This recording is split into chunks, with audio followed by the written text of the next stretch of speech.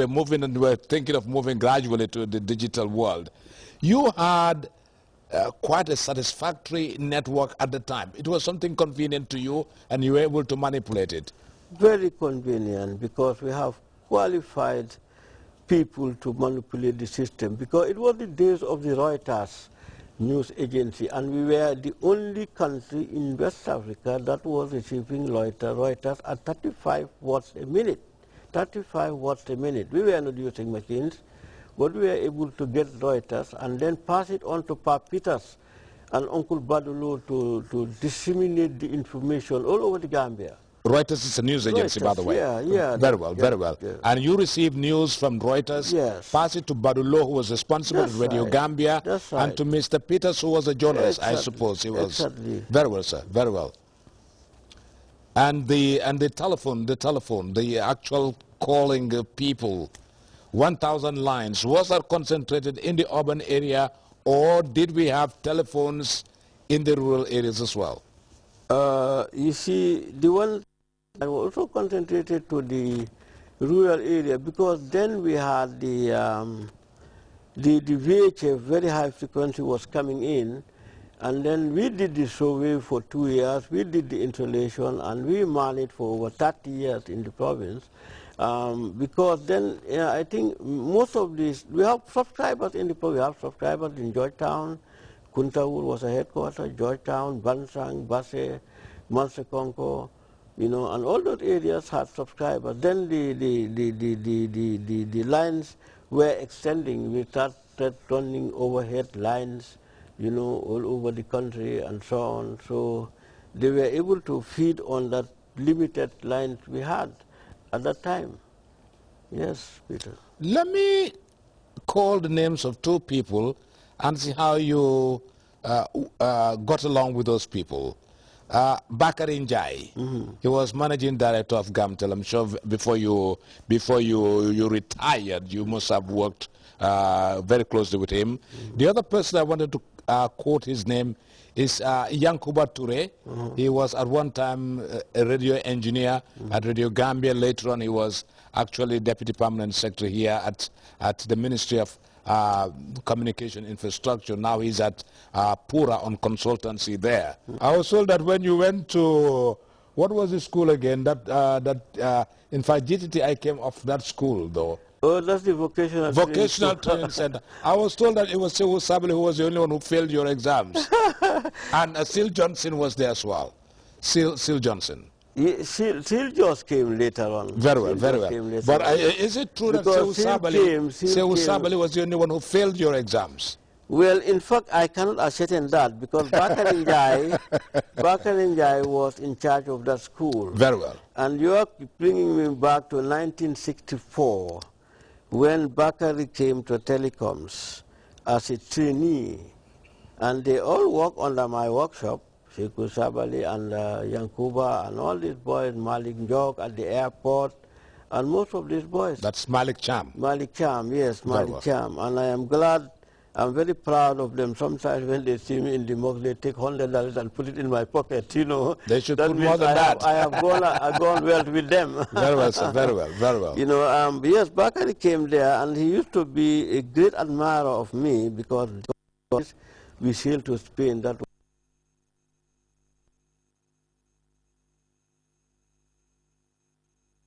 very impressed, by me, and we worked together. I partly trained him in the workshop, traveled with him many times in the province, and then later on he went to England, qualified, came back and was teaching in the school, and later on he joined us in telecommunication, and ranked up to the directorship. We were the backbone of telecommunication, because we were holding the system when these boys were in England learning. That is why we had so much grip in telecommunications. Never mind wherever you come from. We have the grassroots of telecommunication. Yes. With all those experiences that you have in telecommunications, what will you today, when you see so many networks, GAM cell, AfriCell, QCell, Comium, whatever the cell is called. And sometimes you find calling people a bit difficult. You ring a number before the mile. What are you observing now? Yes, yes. At the beginning, I used to say to myself that when they go on selling SIM card, you know, it's a commercial company. You know, I said, oh, it's going to be when a lorry is overloaded.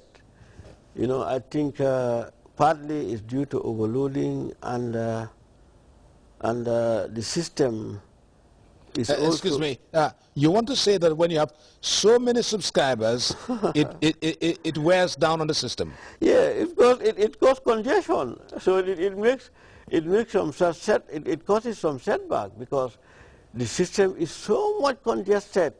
It's just like when you overload a vehicle. Of course, it's like when I want to put up Mamour today on my back. Mamour is very heavy. I cannot put, if I want to put Mamour on my back, I will not be able to move. And not only that, when there are other factors that are cropped in which are not noticeable by many people that work in this system.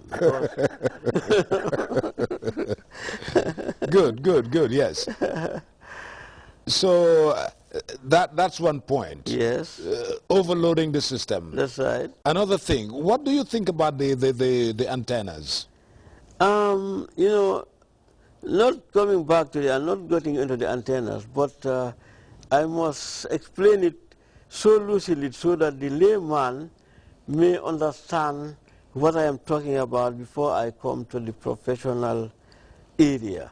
There are four factors that are affecting our present telecommunication network, which is not noticeable, or it is not easy to notice unless you have done point-to-point networking and you have served a very long time, gathered a lot of experience in telecommunications to be able to detect that. Very well, very well. What I can explain to the layman is in this country, we build our houses and we use 12mm corrugates to corrugate our houses.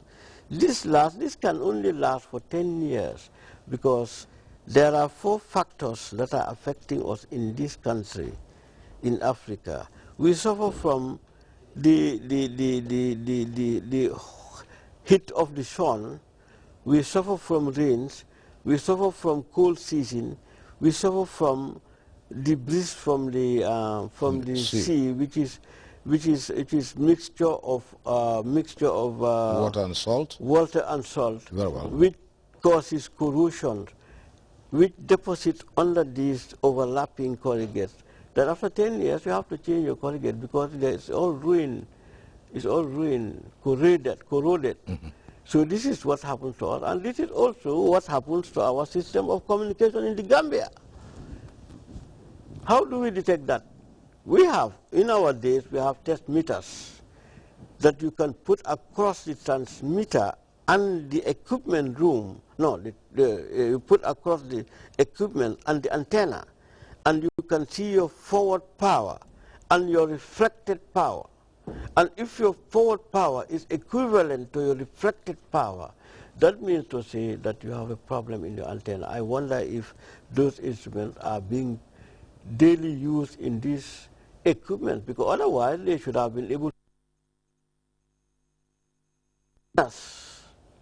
Any system you put down in this country which contains antenna after 10 years, out the antenna, the cable that goes onto the antenna is being ruined by it. Is what is affecting.